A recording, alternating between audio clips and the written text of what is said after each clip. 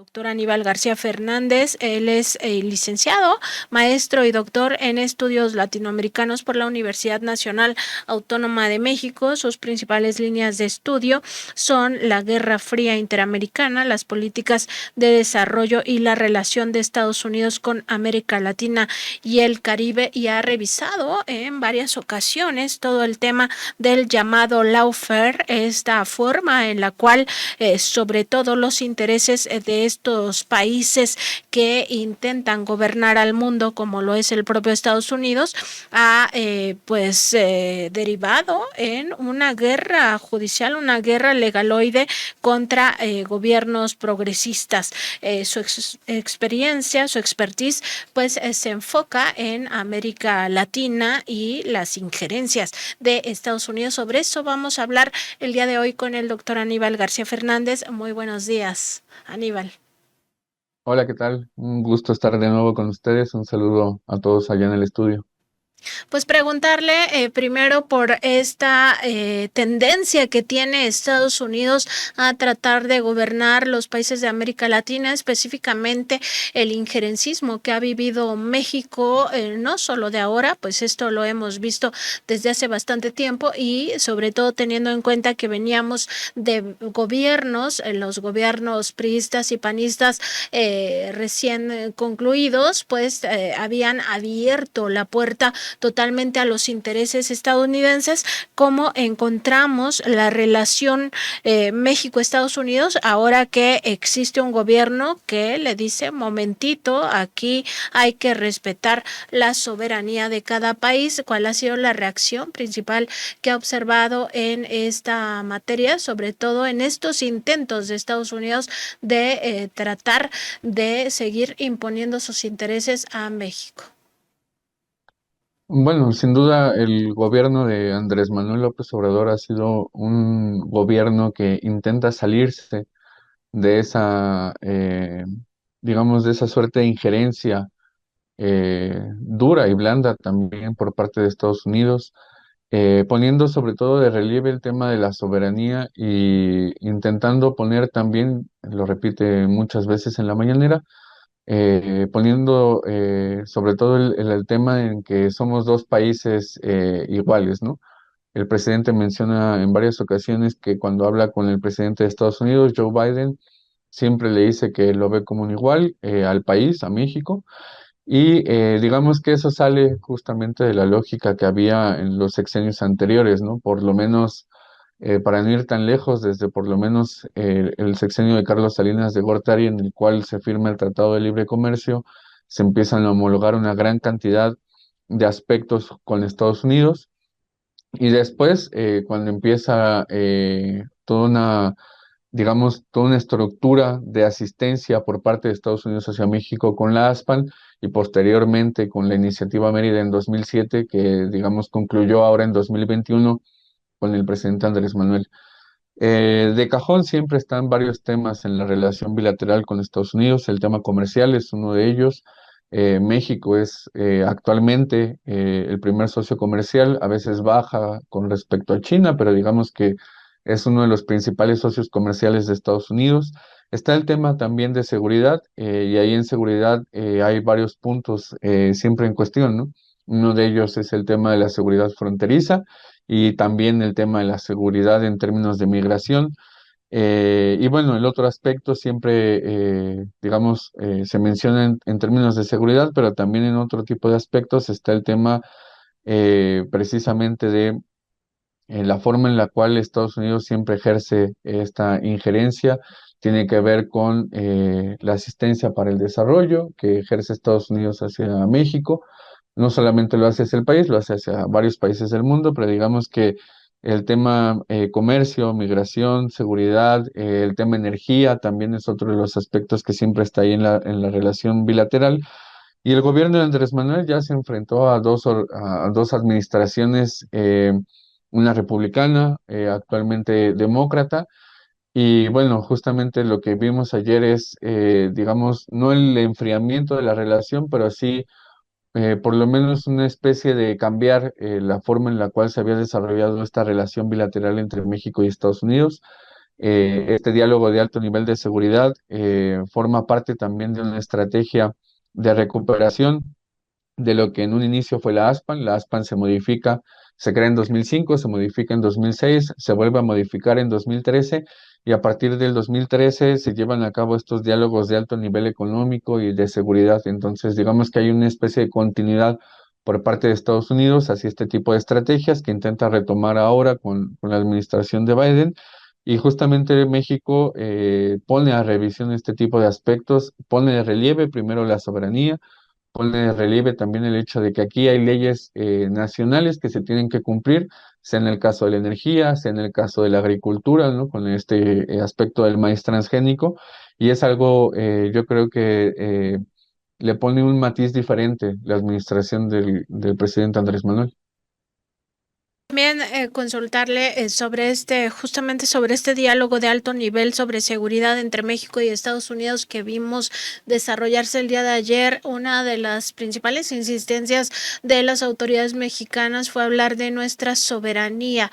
Esto sin duda cambia también la forma en cómo se maneja no solo el discurso, sino en los hechos, la defensa de nuestro país, de decirle a Estados Unidos, pues no solo están en juego los intereses tuyos, sino también los intereses de México tienen participación en este contexto. Y escuchábamos a la secretaria de Relaciones Exteriores, Alicia Bárcenas, exhortar, incluso urgir, es la palabra que utilizó, urgir a las autoridades estadounidenses a combatir el tráfico de armas hacia nuestro país. Esto no lo veíamos en muchísimo tiempo, las autoridades estaban totalmente arrodilladas hacia los intereses estadounidenses en las administraciones, por ejemplo, para no ir más lejos de Peña Nieto, de Felipe Calderón, de Vicente Fox.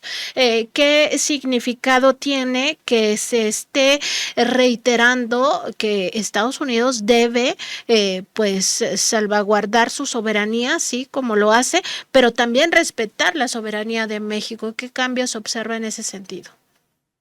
Sus Bueno, acciones para además evitar. de este discurso que dio Alicia Bárcena, ¿no? La secretaria de Relaciones Exteriores, también es importante recuperar lo que dijo Rosa Isela Rodríguez, ¿no? Porque yo creo que ahí está justamente la diferencia. Cuando se acaba la iniciativa Mérida en 2021, México suscribió con Estados Unidos también el Plan Bicentenario. Y el enfoque que se le da ahí al tema de la seguridad, al tema del narcotráfico, que digamos es otro de los aspectos también que está en materia bilateral, es el hecho de poner en cuestión la forma en la cual se había atacado al narcotráfico. Lo que vimos ahora con este diálogo de alto nivel de seguridad es justamente decirle a Estados Unidos, hay un problema que sí es compartido, que eso es real, el tema del narcotráfico por, digamos, la cadena de suministros que hay ahí, que en el caso particular del fentanilo, el gobierno mexicano ya le reiteró en varias ocasiones al gobierno de Estados Unidos que no se produce aquí, que hay una cadena de suministros, que se consume sobre todo el fentanilo en Estados Unidos, que tiene un problema de salud pública, que yo creo que eso es algo que cambia totalmente el enfoque del tema del narcotráfico. Y en Estados Unidos ellos tienen que atender el problema de salud pública. Más de 100.000 personas mueren en Estados Unidos por esta pandemia de los opiáceos. Nosotros en el país tenemos el envío de armas, que es lo que mencionó Alicia Bárcena, que también, digamos, viene desde que Marcelo Ebrard era secretario de Relaciones Exteriores. Hay un problema ahí que Estados Unidos no ha podido controlar, sigue el envío de armas, lo han denunciado en muchas ocasiones instituciones del gobierno mexicano.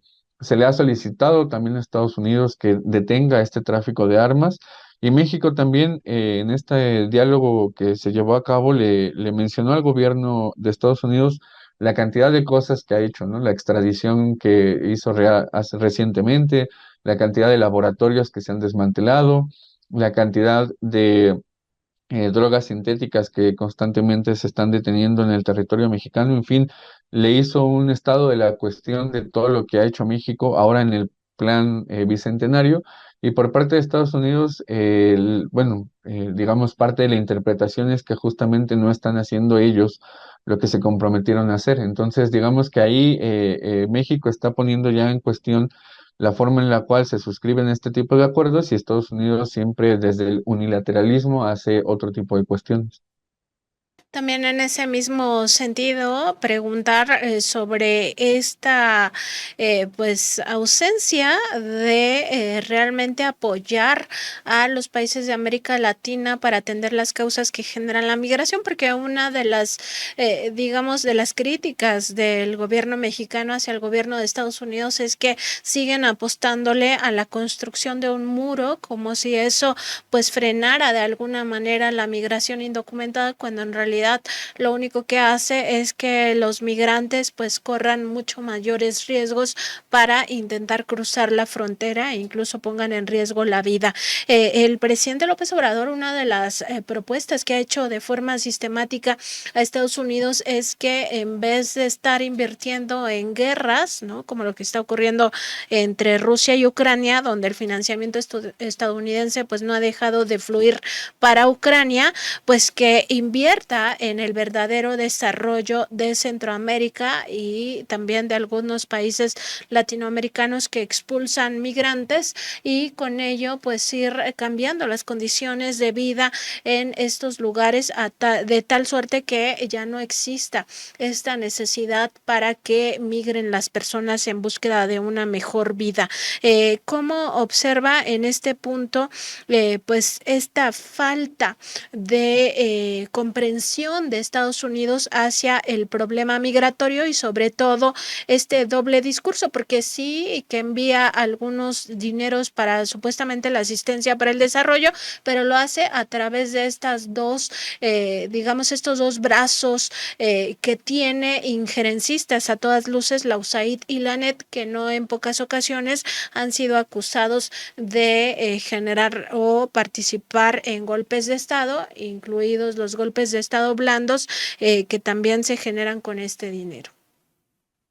Bueno, justamente el tema de la asistencia para el desarrollo en cuestión de migración se critica bastante porque no ha reducido, digamos, los flujos migratorios, ¿no?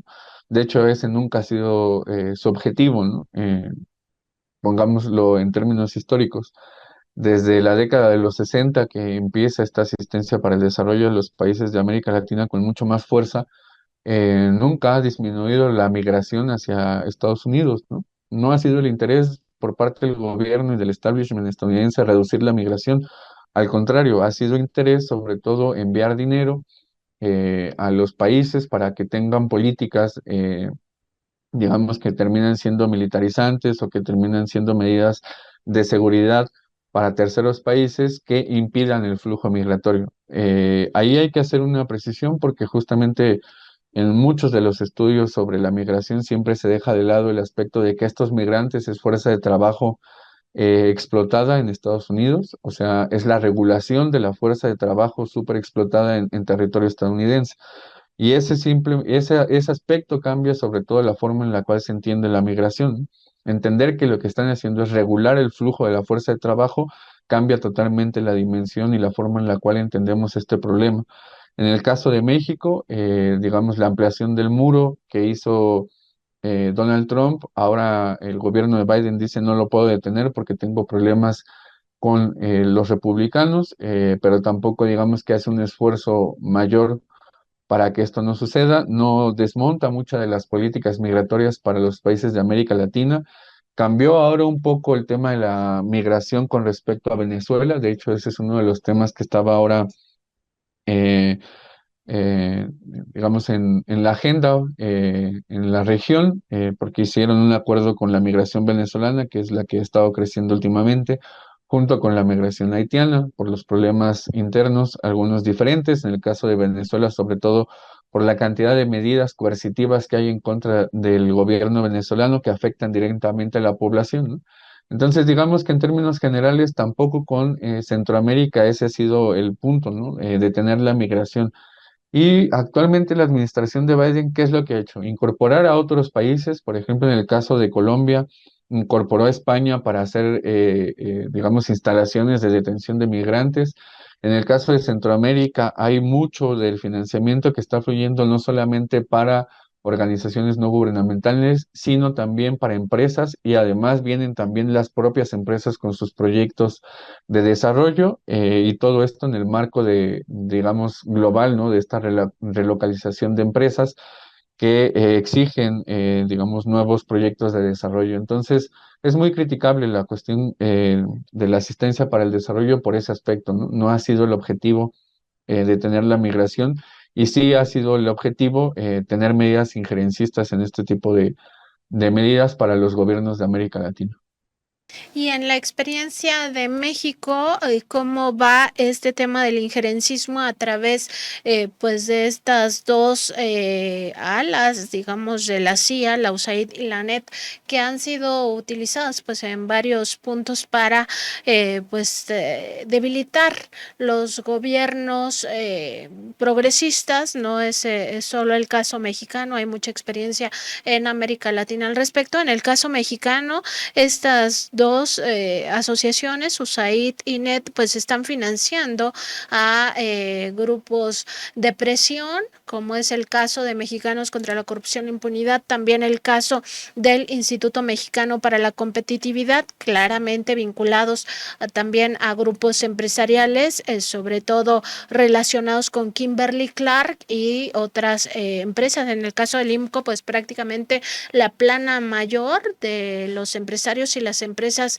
mexicanas se encuentran ahí metidos, y son asociaciones que pues todo el tiempo intentan dejar este pensamiento de que estamos en un peor gobierno como nunca se había visto, que esto es lo peor que nos pudo haber acontecido, y con ello debilitar también al gobierno de López Obrador. ¿Cómo observa usted este financiamiento hacia las asociaciones civiles de parte del gobierno de Estados Unidos, que abiertamente pues está tratando de influir primero en los sentimientos de la población y segundo pues como consecuencia en el voto, porque finalmente esto lo que busca es incidir en las elecciones, sobre todo las que vienen en 2024? Claro, mira, justamente empezaría por algo que es quizá un poco banal, pero yo creo que es parte de este doble rasero que tiene Estados Unidos. En otras ocasiones les había comentado que la base de datos en la cual Estados Unidos otorga toda la información de la asistencia exterior hacia todos los países a los cuales aplica, tuvo una modificación en 2021. Antes la base de datos se llamaba USAID Explorer, ahora se llama foreignassistance.gov. El principal cambio ahí, que es, digamos, fundamental, es que todo el financiamiento que tenía la NED, la National Endowment for Democracy, ya no está, ya no es público, ya no sabemos, por ejemplo, ahora la NED a quién está financiando. Y si uno se va a la página de la NED a buscar la información, no hay información actualizada desde 2021, o sea, básicamente desde que entró el gobierno de Joe Biden.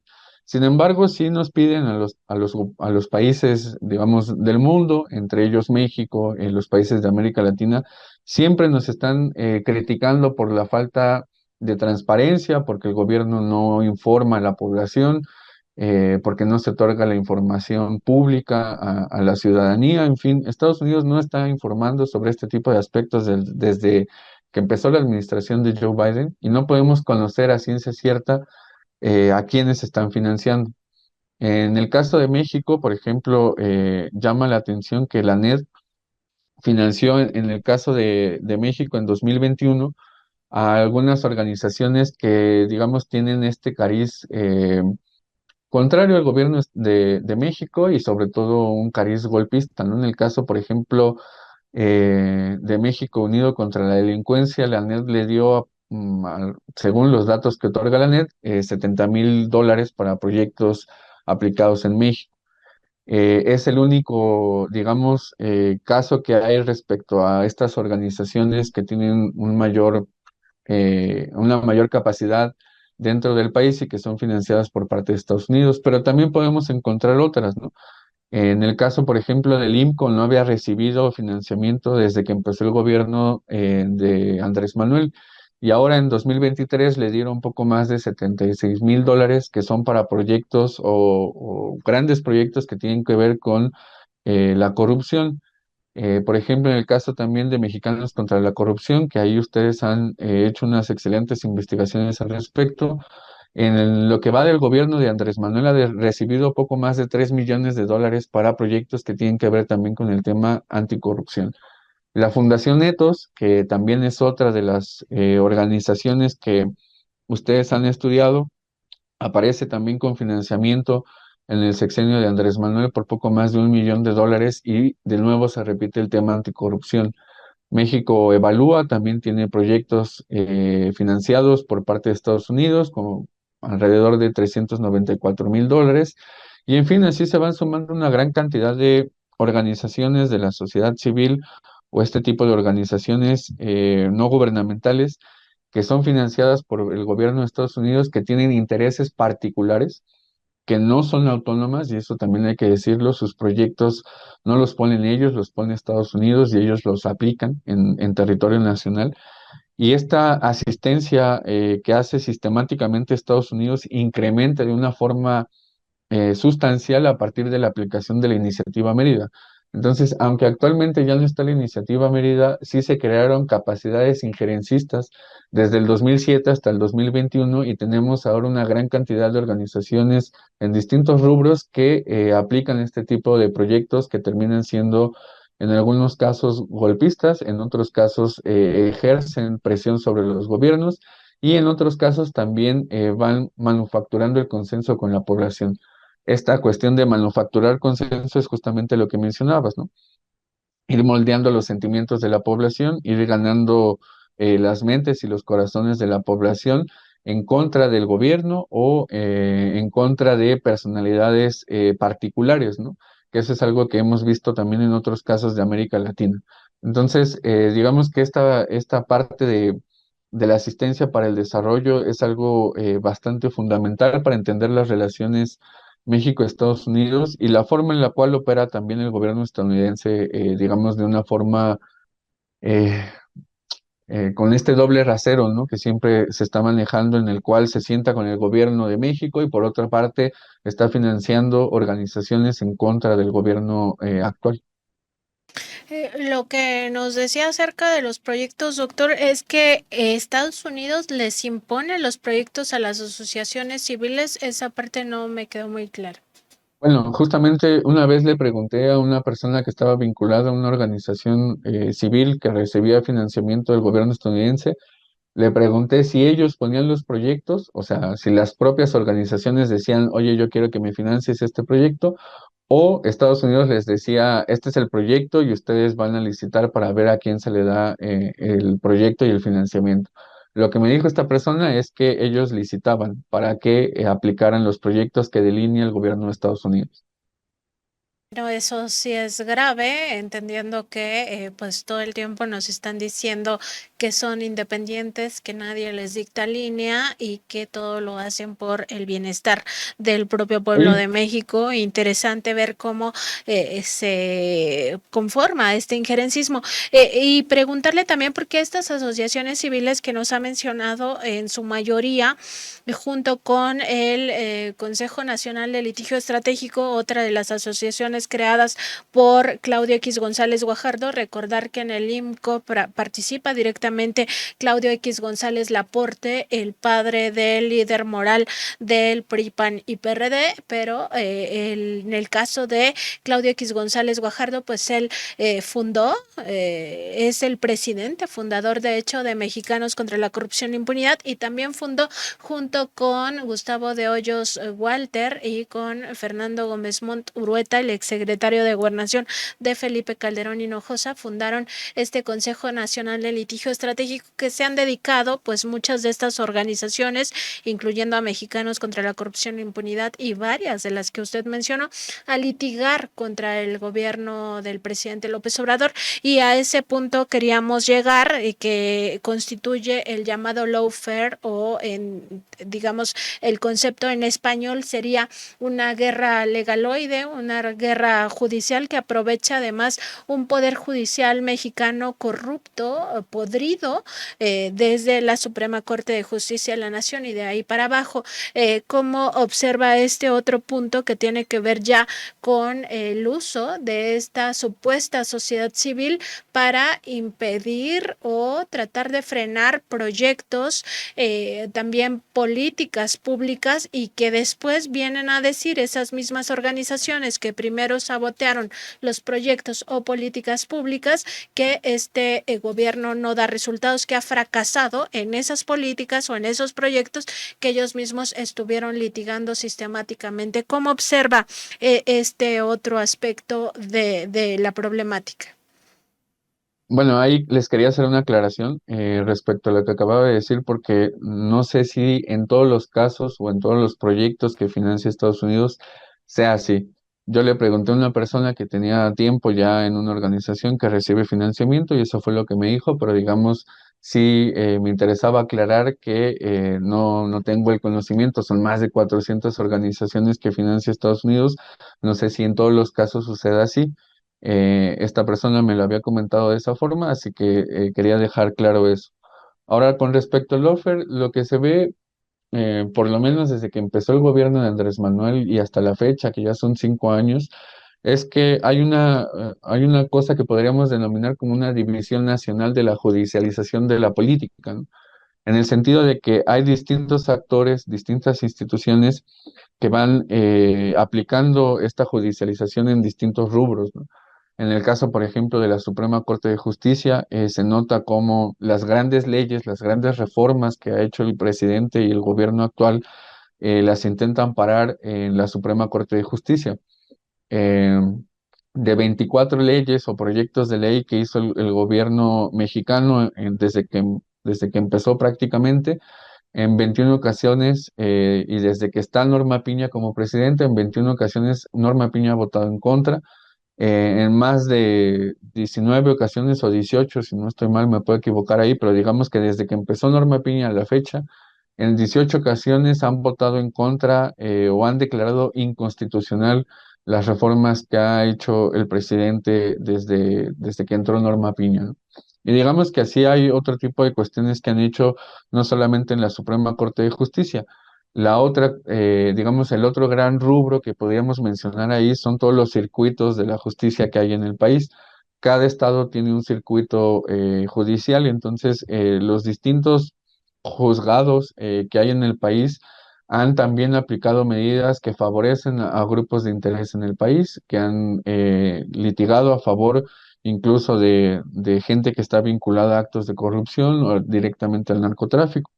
Y en el caso de las organizaciones, pues justamente lo que hacen es esta cuestión de ir haciendo litigios estratégicos, como le llaman, que básicamente es judicializar obras de infraestructura, ¿no? Vemos lo que sucede, por ejemplo, con el AIFA, vemos lo que sucedía también con el Tren Maya, lo que sucede actualmente con el tren transísmico. Entonces, digamos que ahí, por eso les decía, ¿no? Como que hay una división nacional del trabajo que están haciendo este tipo de instituciones y organizaciones para lograr parar lo que no lograron parar por la vía de las urnas. Entonces ahí es cuando justamente tiene un poco más digamos, de validez y las particularidades que tiene el proceso de judicialización de la política en México, que en el caso de otros países de América Latina, digamos, esto se concentró en personalidades muy puntuales, en personalidades muy específicas, como es el caso de Cristina Fernández de Kirchner o el mismo Lula da Silva o incluso con Rafael Correa, por ejemplo, que son, digamos, los tres grandes casos. En el caso de México no se ha judicializado a ninguna figura política de relevancia. Sí hubo el caso de digamos, de esta intentona de meter ahí en la Suprema Corte de Justicia la destitución del presidente, pero no pasó, ¿no? Entonces, lo que están haciendo es ir intentando y buscar los puntos mediante los cuales pueden ir avanzando en esta guerra jurídica. Doctor, pues siempre es un gusto platicar con usted, y nos mantenemos atentos para otras conversaciones que tenemos todavía pendientes en torno a estos temas tan interesantes que siempre aborda. Le agradecemos mucho, que pase muy buena tarde y buen fin de semana. Gracias, un saludo a todos por allá.